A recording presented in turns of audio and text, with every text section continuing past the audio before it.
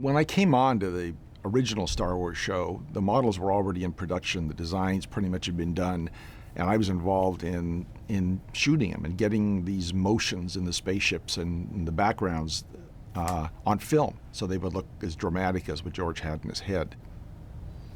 The movie ends with the Battle of Yavin, which is actually flying around the Death Star and trying to get that thing to blow up. And that was, of course, something that nobody had ever seen or imagined until George came along.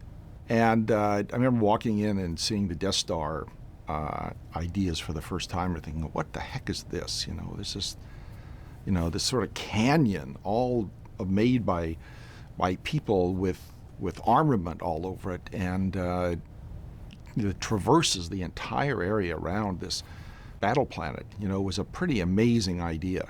We built a large Death Star model, probably about 4 feet across or so, for all the shots of the Death Star. Had a couple of shots that are like photographs of that were real small, so we could have it in the distance. And all the spaceships were built pretty much about 1.5 or 2 feet wide and shot motion control against blue screen, and then composited in over a starfield background with this model of the Death Star in it also. And we also had a big surface of the Death Star that was made, a couple of them, that were modular, and we could put them together into a large square of maybe about 30 feet square to do flyovers and stuff like that. And there were a lot of explosions that we shot on those things, some of them even out in the parking lot. The design was great, that both from a distance and from close up, you knew you were not visiting any moon or anything like that, or even a satellite. It was way beyond that, something that you really had never seen before. And that was a very compelling idea.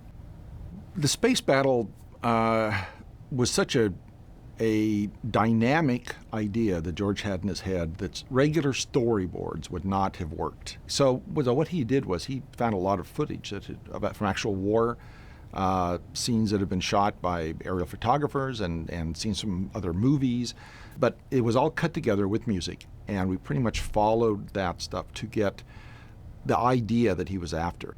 Everything's moving much faster, of course, than is in the real footage, because these ships supposedly are going 1 to 5 to 10,000 miles an hour, who knows how fast.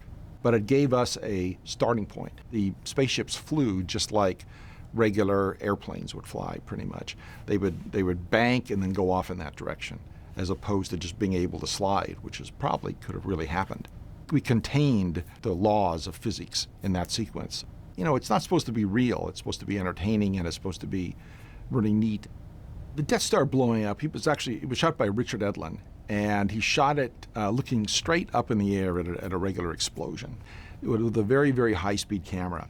And we had no idea what was going to happen when it blew up. But what was surprising about it, and I remember seeing the dailies, is how long it took them to fall down from where the ceiling was, which was probably 40 feet in the air, past the camera in slow motion.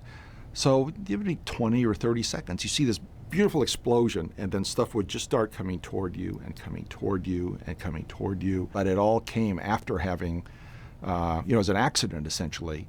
But an accident we took advantage of a shot that looked better than was expected when it was, when we actually did it. George looked at it, I'm sure, and just said, hey, the shot can run a lot longer.